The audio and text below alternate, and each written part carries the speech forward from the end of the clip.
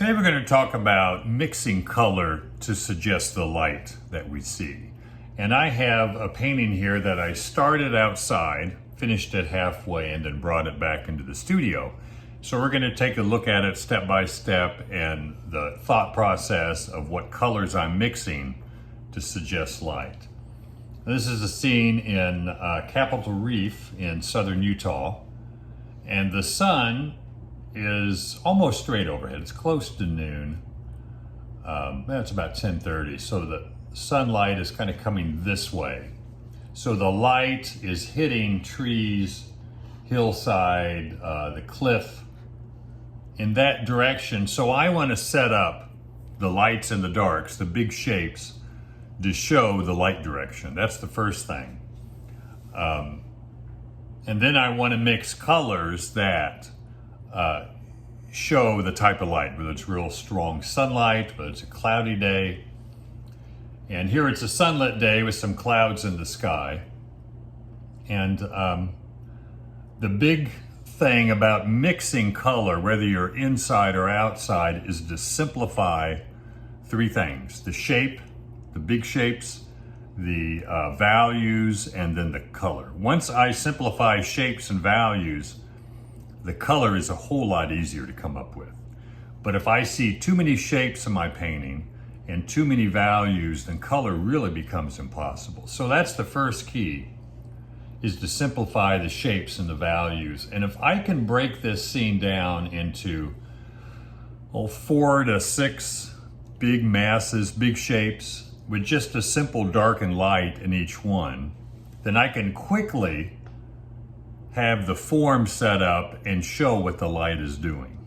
So thinking just in terms of value of shape. So first shape here is the sky. Then I have the shape of these dark background mountains or cliffs.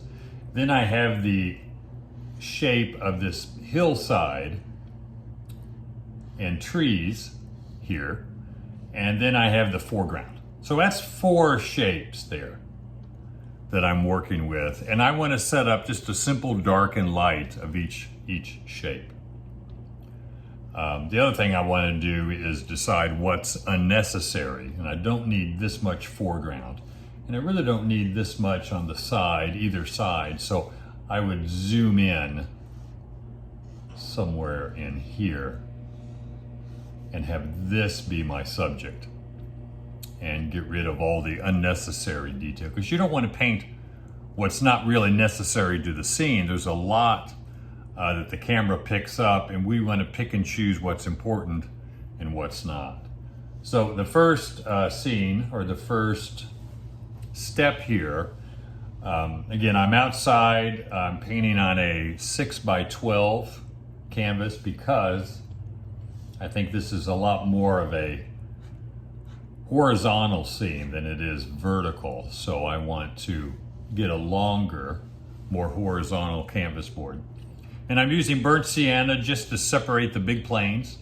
Again, I got the shape of the sky, shape of the background, dark hills, shape of these this pile of rocks and trees, and then I have the foreground. Those 4 big shapes. And in my drawing, again, I'm just using burnt sienna to separate those big shapes, maybe show the 5 or 6 big trees within this shape right in here. And then a lot of times I will thinly, like I'm doing with this is ultramarine blue with a little bit of burnt sienna, mostly paint thinner, and just fill in the big dark shapes. Sometimes when I'm outside, I kind of sidestep a few steps because the light is changing. Especially today, it was starting to get really cloudy, so I didn't have much time to get it filled in. So I went kind of directly to color quickly after blocking in the background kind of dark. And let's go over what I'm thinking color-wise here. First of all, I want to think value. Even though we're talking about color, the most important part of the color is the value. And these background hills are in shadow. So color-wise, when I'm out there looking at it, I see a big dark mass in shadow. So right away I know I want something cool. So as long as it is a muted, cool color, it really doesn't matter what I put back there. Now it is kind of a reddish orange. I mean, there's a lot of different colors back in there that the photograph picks up and that I saw when I was standing there. But I want to start with just one overall color, or maybe two, a simple dark and a light, that suggests the idea of the mountain being in shadow and back behind the trees. And I picked red-orange. So burnt sienna and a little orange. Let's see where I was, here we go. I got ultramarine blue first with a little bit of burnt sienna. This might be ultramarine blue with a little crimson. So I mixed kind of a violet and added a little burnt sienna to it. Here it's burnt sienna with a little blue in it. So I'm getting a dark and a light. This lighter dark is a bit warmer, and this darker dark is a bit cooler. That's the key, that's the main thing, is to get the value and the temperature. So you can see the darker dark I'm looking at and the lighter shadow there. And the lighter shadow is just a bit warmer, so there's a bit more orange or burnt sienna in it, as I use. And the cooler, darker area is more on the violet side or blue side. So I used blue and crimson with a little bit of burnt sienna. So thinking in terms of violet and kind of orange, or violet and yellow ochre, something that's going to give me that muted color. Now, I'm not trying to match the color I see. I'm trying to use a color that suggests the light. And sometimes I will have to push it up, maybe make it cooler to suggest that it's in shadow, because shadows generally are a lot cooler than the sunlit areas. Sometimes the shadows may look really warm, but they have to be cooler than what's in the sunlight. So I always focus on that, the right value, the right temperature, and pick some colors and get it that right value and temperature. It doesn't have to match the photo or exactly what I'm looking at. Same thing with the trees here. Again, we look at the reference. I have yellow-orange trees. I have kind of yellow-green trees. I have muted trees. Again, when I see something muted like these trees or the background, I can always go to just complementary colors. You know, blue and orange, blue and burnt sienna. Burnt sienna is kind of a reddish orange. Violet, yellow ochre, violet, yellow. And I can come up with a muted color. Then I have to just think, is it warm or cool? And this is a warm gray, warm grayish color. So again, violet and yellow ochre. And I might have a little violet in the shadow of these yellow trees. And that's to make them darker and cooler. But here, the yellow ochre or the orange, whatever yellow I'm using in there with the violet, to mute it is going to be predominant because I want it warmer. So going with the idea of just simple dark and light. Yellow-orange, yellow-green, some more yellow, yellow-orange. And when I have yellow, I just want to think in terms of, you know, dark and light. So in the shadow, I can't use as much cad yellow here in the shadow, like these yellow, dark yellows, because it's so light. So I have to use yellow ochre, maybe orange, and then add violet to it. Then maybe add a little bit of cad yellow, but not too much. Cad yellow is a very light color and doesn't work as well in shadow. So I tend to use more ochre and violet to come up with a dark yellow. And then same thing here with the pile of rocks. Again, looking at the photo, I'm picking this overall color that I see right there. There's a lot going on, too many little dots and dashes of tiny darks and lights. So I want to pick one overall color and value that best represents that hillside in the sunlight. So I went with this kind of orange and violet. It's a kind of cooler red, basically. If I had to break it down to three primaries, it would be red, a little bit of yellow, and then blue to give me that color there. But it is kind of a reddish violet. And as I move on, same thing with the foreground. Before I start chopping in the greens, lighter greens, green greens, I started with this overall color. Kind of a green, a blue and yellow with a lot of orange and violet in it, just to knock it down. So everything is some kind of green here, but a lot of it's very muted. Green and violet to get these kind of really muted colors in here. A few little darks and lights, but trying to keep it simple. And again, I'm racing against the sun, so I'm chopping in a lot of colors as I kind of move along, thinking in terms of this overall value. Again, I have some dark accents and some highlights on there, but I'm trying to stay within this range value-wise. And the grass could be more green, it could be more yellow, it could be a lot of different colors. The point is to get it the right value and temperature. Enough yellows and oranges in there to make it look sunlit, but enough blues and violets to keep it somewhat muted.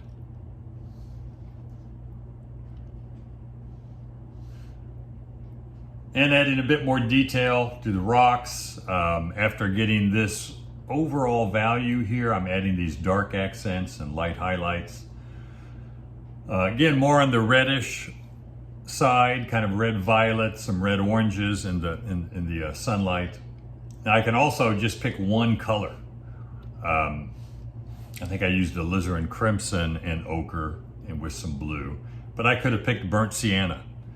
Pick one color and get 3 values, because I got a halftone, I got darks, and I got light.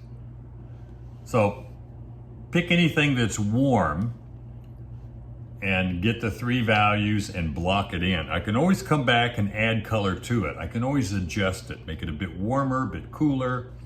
I can push this a bit more towards the red side, the yellow side. But don't try and match exactly what's there. Mix a color that works. And quite frankly, as long as the value and temperature works, then whatever color you choose will work. Now, I do want to be able to look, go back to the photograph, I want to be able to look at that and mix the color I see. But a lot of times I can't come up with that exact color, but I know that if I get the right value and temperature, it's still going to work. And I try and see everything in terms of a color on the color wheel. That makes it easier to come up with an initial color, and then I can modify it, make it darker, lighter, grayer, more intense, warmer, cooler. Now I'm in the studio also. Here I'm outside. You can see the difference in lighting when I'm outside, and this is just the same stage, only now inside. Looks a lot different. But I'm really separating the lights and darks, making definite decisions there. I don't want to sneak up on it or have subtle value changes. I want subtlety later. During this block in, make everything a strong dark and light, then come back with subtlety and more halftone. I've done that on the hillside. I've got more halftone because I started with halftone. Because I see the hillside here, the rocks, as mostly halftone with a few strong darks and lights. But the trees, the mountains, it's just strong dark and light value changes. Now as I finish up inside, I'm gradually getting smaller and smaller, and I'm using or going for the light highlights and the dark accents. So I got some real light highlights here. It's going to be light and warm, so white and orange. I could use white and cad yellow. I could use white and ochre. I could even use white and burnt sienna. Anything that's more warm will work up here. Also, the trees in the background here, I put a little bit of light on them, some yellow green to suggest the sunlight hitting these shrubbery or trees in the distance. And also in front, I'm adding more dark accents to show the texture of the grass, some lighter highlights, some stronger color, but it's all somewhat muted. And if I can, I think let's look at this in black and white. So you get rid of the color and you're left with 3 values in the foreground. 2 values, well, there's actually 3 values in the trees, 3 values on the hillside, and 3 or 4 different values in the cliff. We've got 3 shadow values and a light value. So keeping the values very simple helps and allows me to focus on the color more. And as long as I'm staying within the same 3 values for the grass, I can use a lot of different color. I've got violets, green, darker green, kind of a muted violet, light yellow green, some really strong yellow green. So a lot of variations of color, but only 3 different values in that foreground.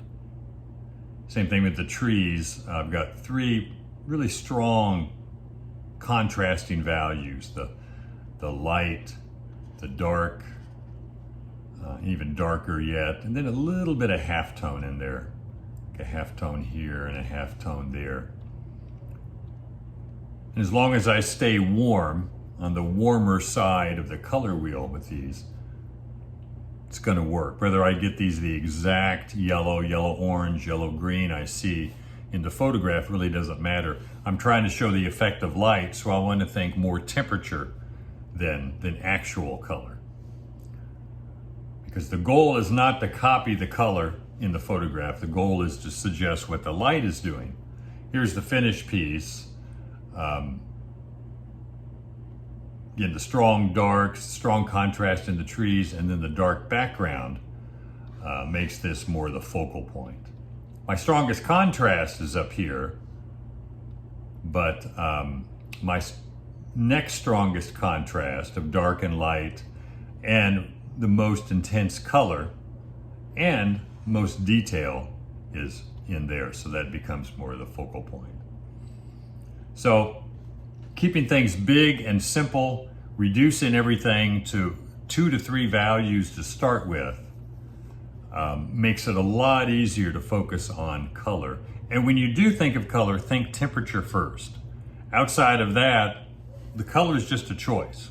I mean, these trees don't have to be yellow-orange. They could be green, they could be brown, they could be a lot of different colors. Same thing with the hillside, the background. Background could be a blue-green instead of a muted violet. So, a lot of variations of color. And practice that too, doing smaller paintings where you're just practicing is a good way to develop your color sense as well. Well, hope you like that. And if you did, please press the like button. And you might want to take a look at this next video, painting with a muted palette or a muted palette color scheme is the next video coming up.